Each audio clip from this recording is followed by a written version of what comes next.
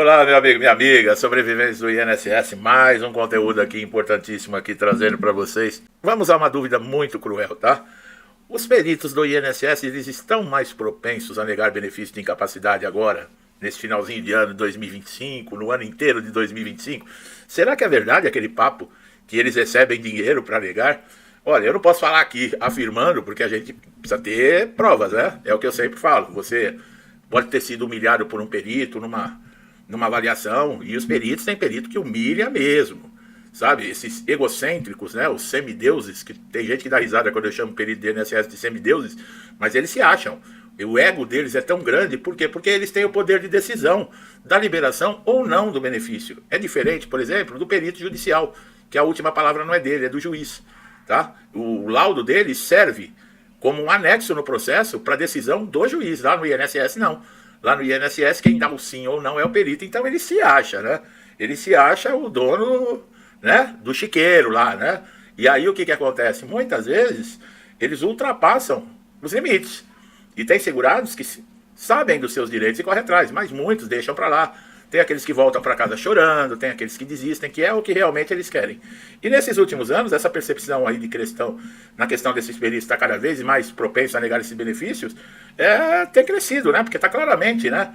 Em muitas situações aí, as pessoas reclamando. Essa sensação não é só fruto de insatisfação popular, mas também ela reflete a realidade complexa que envolve as metas internas, pressões administrativas, falta de estrutura do INSS, né? Então, tudo isso está mexendo muito com as pessoas.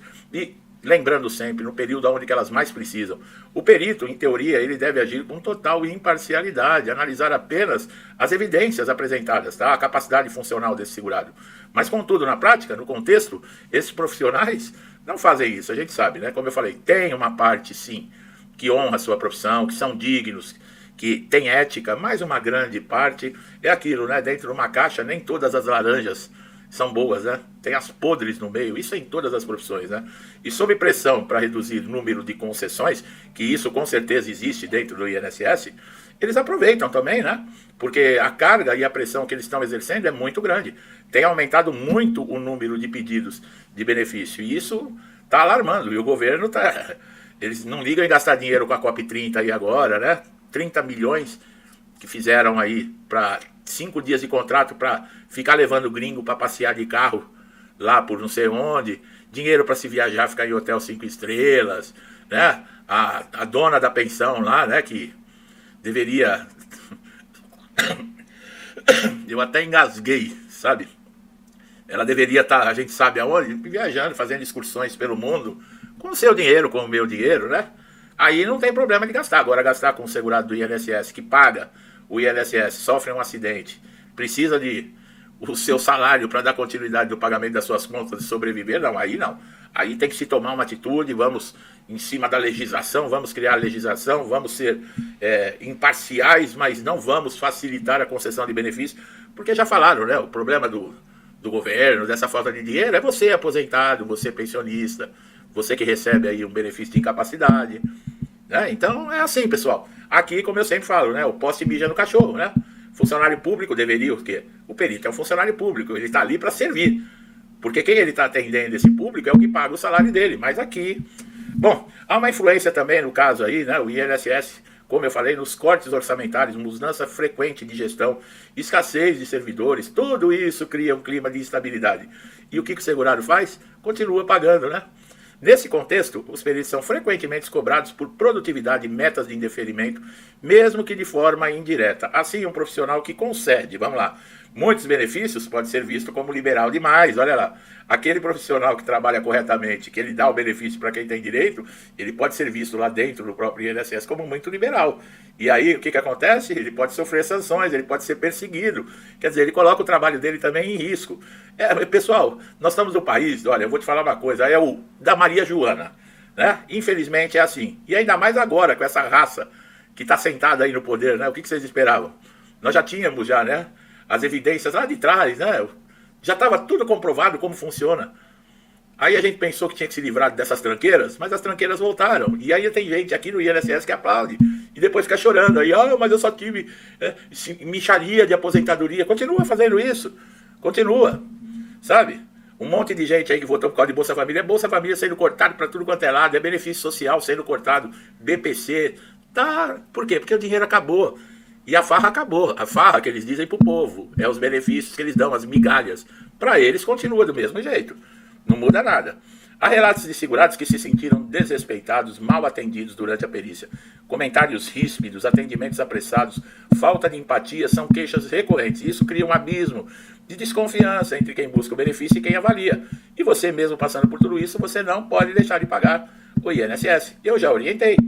Num caso como esse, você tendo provas, testemunhas que você foi desrespeitado, humilhado, que você tem tudo que os requisitos preenchidos para te dar direito ao benefício, e o perito não faz, chama uma viatura de polícia. Identifica o perito, contrata um advogado e o processa no CPF, como médico. Processa ele no CPF e no CRM. Que aí é legal, vai mexer no bolso dele, entendeu? Porque se você falar, eu vou processar o INSS, a instituição INSS, você vai morrer e não vai receber nada. Você vai morrer e não vai ver o fim desse processo. Entendeu? Então tem que ser no CPF ou no CRM do perito. Que aí dói. Que aí vai mexer no bolso, porque vai ter que pagar danos morais, vai ter que indenizar, vai ter, olha, sabe? E isso vai fazer com que mude as coisas. Não adianta chegar, ser humilhado e voltar para casa chorando, ou desistir, ou aceitar, aqui no Brasil é assim mesmo. Não é assim mesmo, não. A gente ficou muito quieto muitos anos, olha aí ó, o que está acontecendo em todo o país. Tudo quebrado, empresas quebrando, dinheiro saindo. Vocês vão ver agora, a partir de 2026, o que vai acontecer. Bom, especialistas em direito previdenciário estão apontando que a formação médica dos peritos também não é sempre suficiente para lidar com particularidades em cada caso, tá? Muitos são clínicos gerais que precisam avaliar doenças psiquiátricas. São médicos, mas eles não são especialistas. Por exemplo, doenças neurológicas, doenças que esse clínico geral ele não tem uma formação específica sobre o caso. Então, muitas vezes, a interpretação que ele tem, ela é simplista e o diagnóstico realmente é ignorado. E muitas vezes é um diagnóstico seríssimo.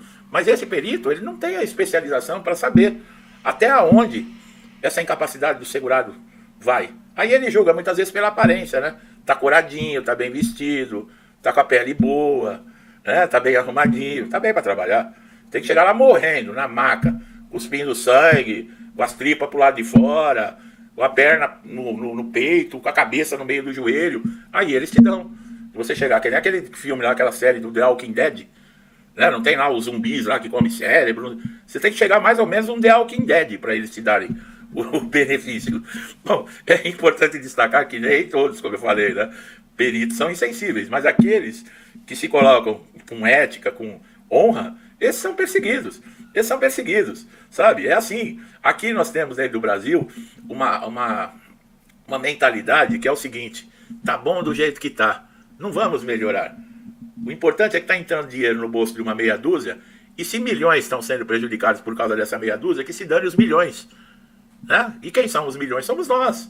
Enquanto essa meia dúzia está lá em cima, sentado nos cargos, passeando, viajando, o otário aí está ainda votando nesses pilantras que não querem nem saber de país, não querem saber de nada, né? E ainda dá voto ainda, e ainda briga, sai na porrada se precisar.